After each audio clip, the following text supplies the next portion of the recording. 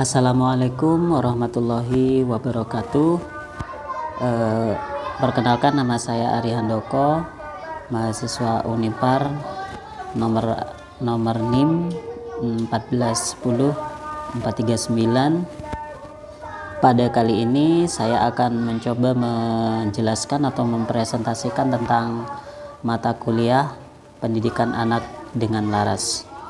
Sebelumnya saya mengucapkan terima kasih kepada Ibu dosen Sugihartati selaku dosen pemangku mata kuliah pendidikan anak disabilitas laras yang sudah memberikan ilmunya kepada kita semua, khususnya kepada saya. Semoga apa yang sudah diberikan bisa bermanfaat untuk kita semua dan khususnya kepada saya ke depannya nanti. Sebelum kita memasuki penjelasan materinya, saya akan membacakan dulu secara ringkas ya rangkuman dari apa yang akan kita pelajari nanti. Yang pertama yaitu masuk kepada pengertian dan definisi dulu. Yang kedua, sejarah perkembangan kajian ketunalarasan yang meliputi Eropa dan Amerika.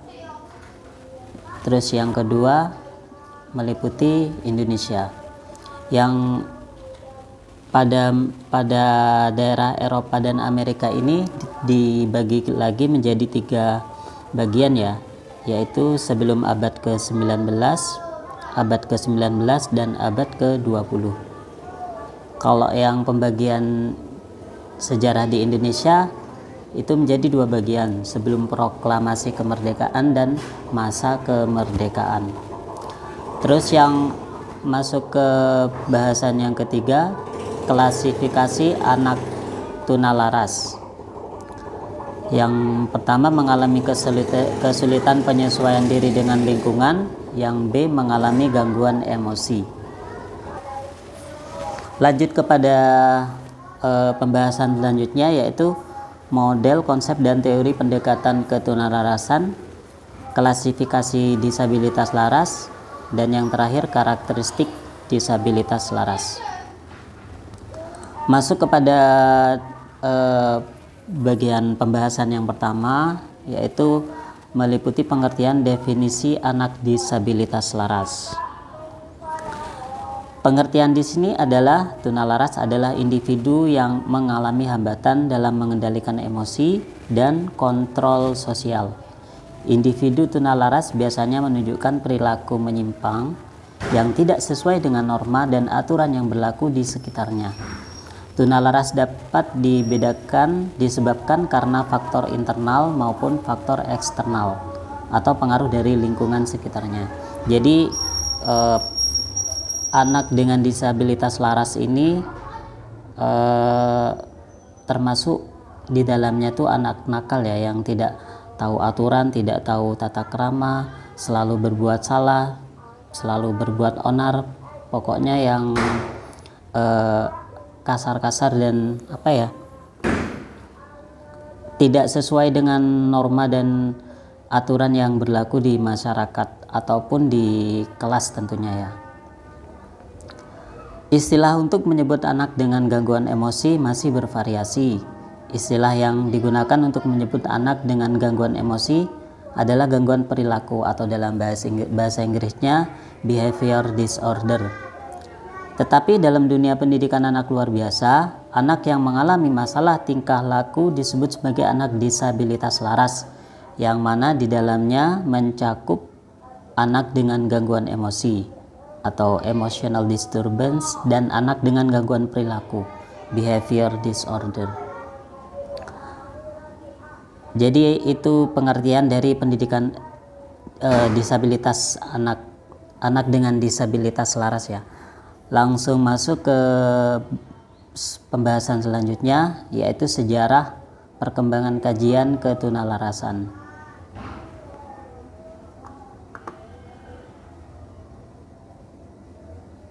Sebenarnya istilah disabilitas laras ini sudah dikenal sejak ribuan tahun yang lalu, Tetapi jenis kecacatan ini diberi label yang berbeda-beda di setiap masanya. Bahkan sering dianggap sebagai bagian dari jenis kecacatan lain. Baru pada abad ke-20, tuna laras mulai dikaji secara sistematik. Dikutip dari Lewis tahun 1974. Di Eropa dan Amerika sendiri, seorang ilmuwan bernama Kaufman pada tahun 1985 mengadakan periodisasi, maksudnya pengelompokan ya, perkembangan kajian ketunalarasan menjadi 3 periode, yaitu sebelum abad ke-19, abad ke-19 dan abad ke-20. Sebelum abad ke-19. Sebelum abad 19, istilah atau pelabelan yang digunakan terhadap anak tuna laras yaitu anak gila, anak idiot. Jadi di sini pada masa sebelum abad ke-19 penyebutannya itu masih belum apa ya, kalau istilah zaman sekarang itu masih belum manusiawi. Jadi kasar istilahnya, gila, anak idiot, yang diakibatkan oleh dianggap pada zaman itu dianggap sebagai kerasukan, kemasukan setan atau hal-hal yang berbau mistis lainnya.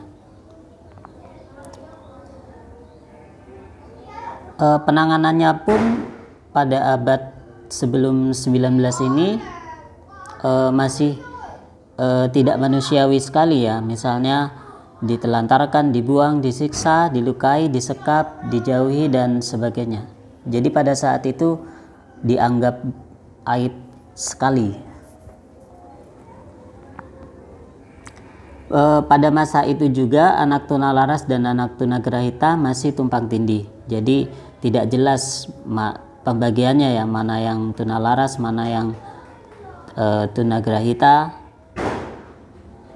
Hingga pada akhir revolusi Prancis, Philippe Pinel, seorang dokter sekaligus psikiater Prancis, mempelopori perubahan dalam penanganan tuna laras. Jadi sudah ada seorang ilmuwan yang sadar untuk mengelompokkan apa ya, membedakan antara tuna laras dan tuna grahita. Di Amerika sendiri, Dr. Benjamin Rush, seorang bapak psikiater Amerika Serikat, menentang keras penggunaan berbagai bentuk kekejaman dan hukuman badan untuk mengendalikan tingkah laku. Dr. Rush mendukung upaya pendidikan bagi semua anak, sehingga metode pengendalian tingkah laku harus berorientasi pada pendidikan dan kasih sayang. Jadi mulai berubah ya. Langsung pada abad ke-19,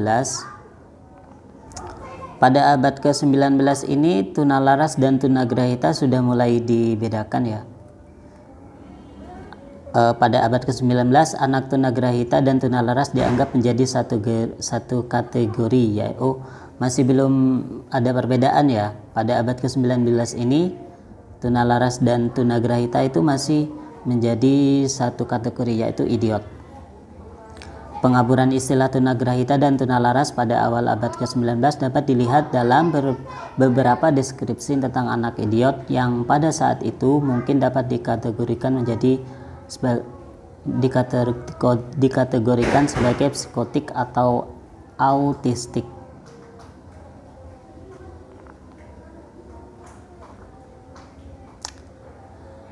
Teori etiologi tuna laras. Beberapa psikiater mulai mengidentifikasi beberapa penyebab tuna laras. Jadi ilmuwan pada fase ini sudah mulai berpikir bagaimana cara mengatasi atau menangani anak disabilitas laras ya, yang meliputi intervensi. Penanganan yang dikembangkan oleh Pinel yaitu melalui pendekatan moral psikologis, mendominasi teknik intervensi di berbagai tempat dunia. Pendekatan ini berupaya mengembangkan bakat dan minat melalui kegiatan olahraga, musik, vokasional, okupasi, dan rekreasi yang dilakukan secara rutin, terstruktur, dan konsisten. Dan pendekatan dari hati ke hati.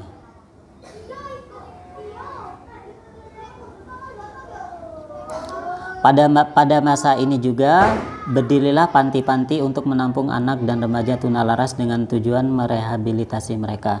Jadi ya ada perubahan ya dari abad ke-19, dari abad sebelum 19 ke 19, yaitu mulai dari penyebutan dan penanganannya itu lebih manusiawi. Memasuki abad ke-20,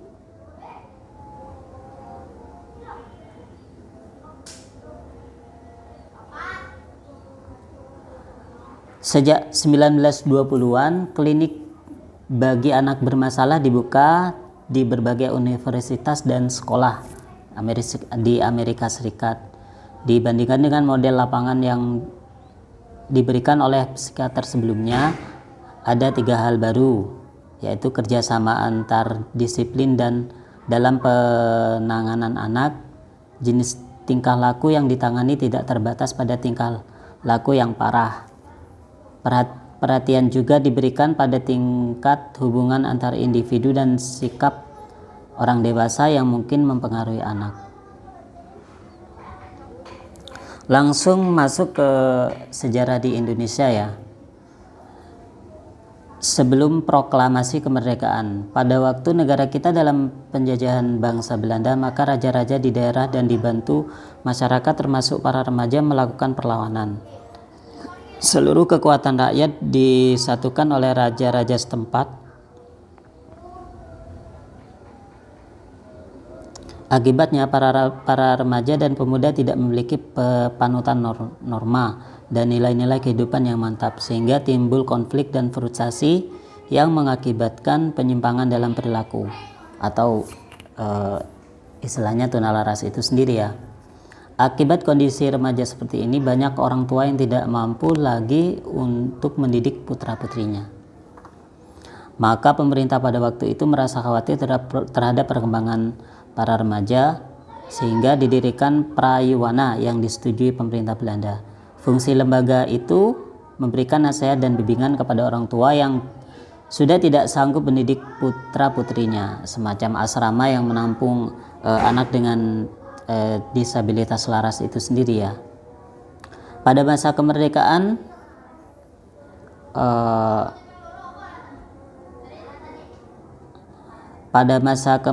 ini sudah ada peraturan-peraturan yang menaungi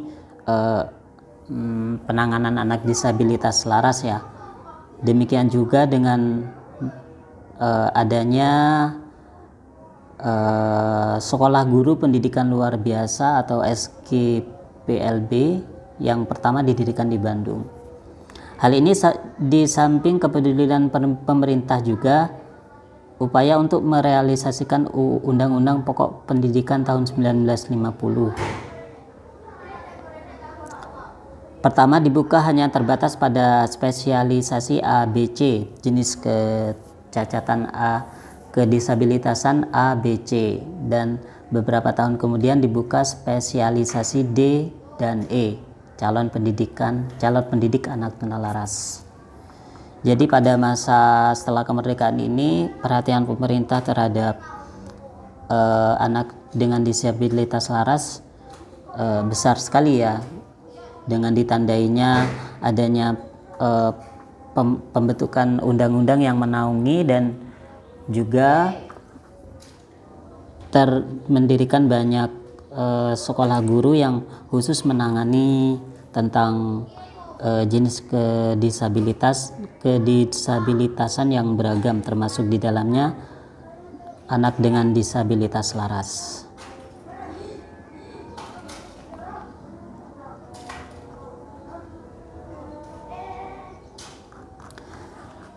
Langsung kita masuk kepada klasifikasi anak tunalaras ya.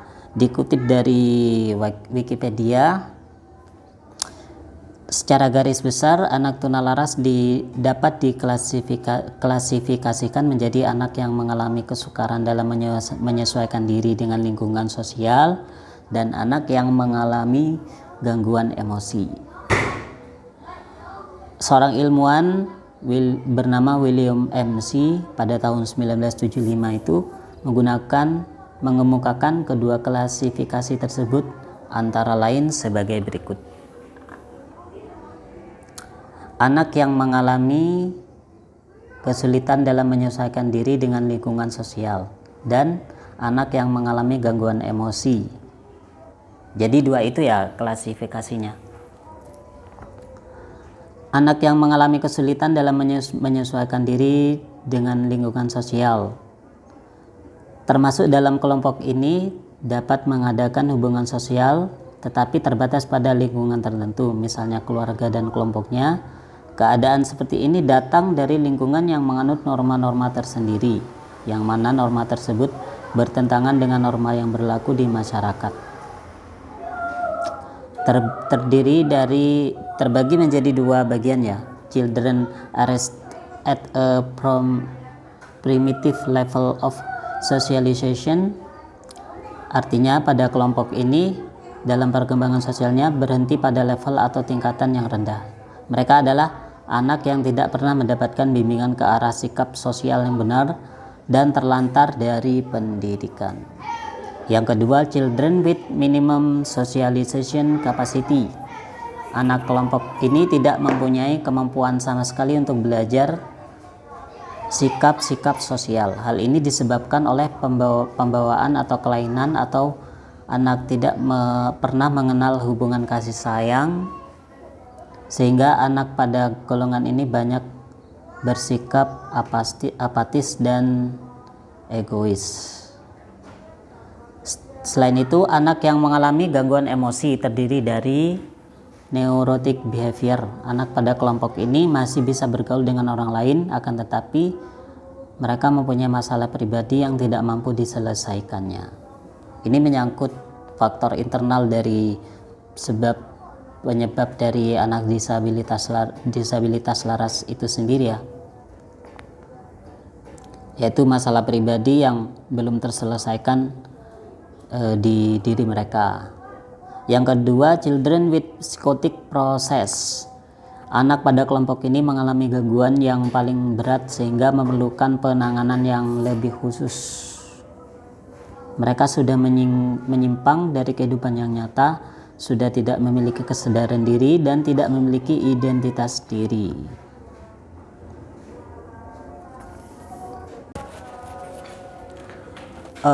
Masuk kepada karakteristik anak disabilitas laras ya.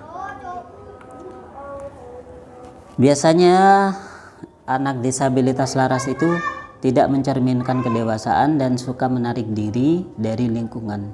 Jadi mereka itu tidak mau berkumpul dengan kebiasaan anak-anak pada umumnya ya, yang tidak mau diatur ataupun tidak mau mengerjakan tugas sekolah dan lain-lain. Anak disabilitas laras juga sering disebut anak tuna sosial karena tingkah laku dari anak disabilitas laras ini menunjukkan penentangan terhadap norma-norma sosial masyarakat yang berwujud seperti mencuri, mengganggu, dan menyakiti orang lain.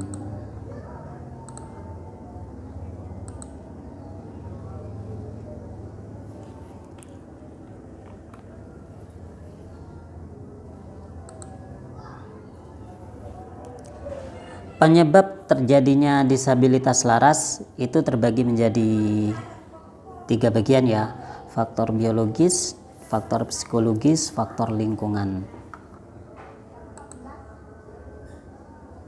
Faktor biologis itu meliputi prenatal, natal, dan postnatal. Prenatal ini waktu anak itu masih di dalam kandungan ya, atau masih belum lahir. Faktor natal, faktor pas kelahiran, dan faktor natal itu faktor di dalam kandungan, dan postnatal setelah melahirkan.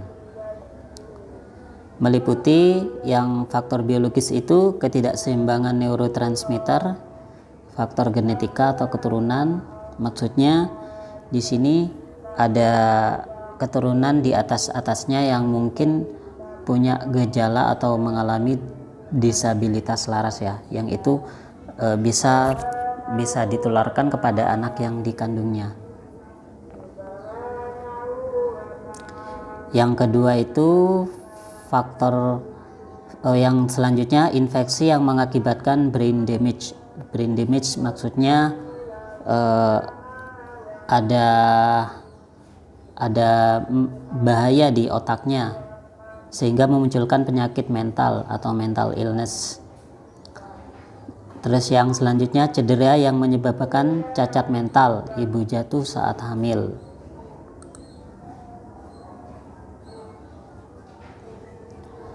Faktor saat lahir juga bisa meliputi hambatan masalah dalam proses kelahiran bayi, disebabkan oleh dua faktor, faktor ibu, faktor bayi. Faktor ibu meliputi usia ibu pada saat hamil yang tidak dapat menimbulkan resiko pada saat kelahiran, seperti ibu yang hamil pada usia yang terlalu muda atau lebih dari 35 tahun. Selain itu faktor bayi sendiri ya. Faktor bayi ini yang dimaksud adalah ketika bayi tersebut lahir dengan tidak normal, misalkan bayi sungsang, bayi disabilitas, atau bayi dengan kepala besar. Yang selanjutnya, faktor psikologis. Faktor psikologis ini maksudnya faktor-faktor yang mempengaruhi daya pikir dan psikologis ya, pikiran dari anak itu sendiri, meliputi keluarga broken home. Keluarga broken home itu keluarga yang tidak utuh ya, misalnya hanya bersisa ibu, bersisa ayah yang disebabkan oleh perpisahan ataupun lain-lain. Kehidupan keluarga yang disfungsional, orang tua menjadi TKI atau TKW, kehilangan figur keluarga, kegagalan mendidik, kurang pergaulan, merasa kurang pede, yang bisa diatasi dengan cara mencari makna hidup, tidak harus sama dengan orang lain, harus selesai konflik pribadi. Yang selanjutnya adalah trauma dengan masa lalu atau inner child. Untuk faktor lingkungan sendiri, setelah bayi dilahirkan mulai berinteraksi dengan lingkungan sekitar. Lingkungan sekitar anak mencakup lingkungan keluarga, lingkungan sekolah, dan lingkungan masyarakat. Artinya misalnya anak itu tumbuh di lingkungan yang brutal, tidak menutup kemungkinan anak itu mengalami kedisabilitasan laras nantinya pada saat dewasa. Lingkungan keluarga kurang pembinaan moral dan agama sehingga memicu tumbuh kembangnya kenakalan remaja atau memperoleh kompetensi sosial yang buruk. Lingkungan sekolah meliputi hubungan sosial guru dan murid yang kurang harmonis, tuntutan kurikulum yang tidak sesuai dengan tingkat perkembangan anak, hubungan antar teman sebaya yang kurang baik, kurangnya perhatian guru terhadap hal-hal yang bersifat positif dan konstruktif, kurangnya sarana prasarana pengembangan aktivitas dan kreativitas.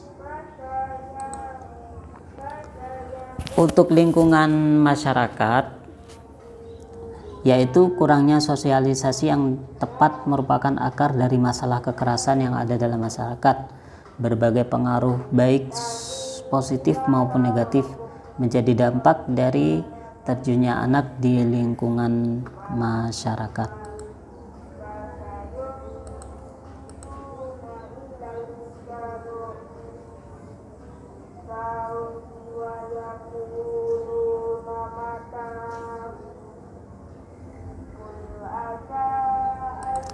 Yang terakhir kita memasuki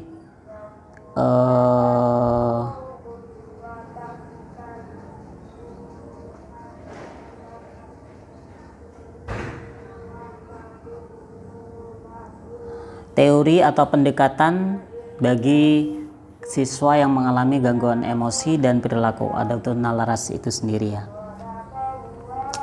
yang meliputi pendekatan biomedis. Pendekatan ini berusaha untuk menerangkan gangguan emosi dan tingkah laku dari sudut pandang kedokteran. Jadi ranah dokter ini ya yang bisa menangani, bisa memberikan obat ataupun yang lain-lain. Ketidaknormalan neurologis dan cedera neurologis sebagai penyebab gangguan ini. Strategi penanganan yang ditekankan dalam pendekatan ini yaitu penggunaan obat dan penanganan medis lainnya. Betul. Terus yang selanjutnya pendekatan psikodinamik. Pendekatan ini menitik beratkan pada kehidupan psikologi siswa, berusaha memahami dan memecahkan kesulitan-kesulitan yang difokuskan pada penyebab-penyebab hambatan pun. Pendekatan ini juga terapi untuk mengubah sikap negatif siswa ke arah yang lebih positif. Ini dilakukan oleh psikiater, psikolog, konselor, dan sejenisnya. Jadi pada pendekatan psikodinamik ini, siswa yang mengalami disabilitas laras itu diajak bicara dan diberi motivasi ya, sehingga dia bisa memahami kekurangan dirinya dan bisa berubah menjadi lebih baik lagi ke depannya. Pendekatan perilaku. Pendekatan ini berusaha untuk mengubah perilaku yang merupakan problematika secara sosial. Jadi langsung perilakunya siswa itu sendiri yang diintervensi ya, yang kita berusaha untuk mengubahnya. Pendekatan pendidikan, yaitu mereka biasanya tidak mampu berkonsentrasi dan mengatur pembelajaran diri mereka. Penanganan pembelajaran yang dapat membantu siswa berhasil secara akademis mungkin berdampak pada kehidupan emosi dan sikapnya. Suasana kelas yang baik dapat benar-benar menjadi lingkungan terapis. Yang terakhir, pendekatan ekologi. Pendekatan ekologi menekankan perlunya pemahaman siswa ke dalam konteks kehidupan mereka secara total. Pendekatan ini juga menekankan perlunya membantu siswa yang mengalami hambatan harus dilakukan melalui usaha-usaha kolaborasi keluarga, sekolah, teman, dan masyarakat.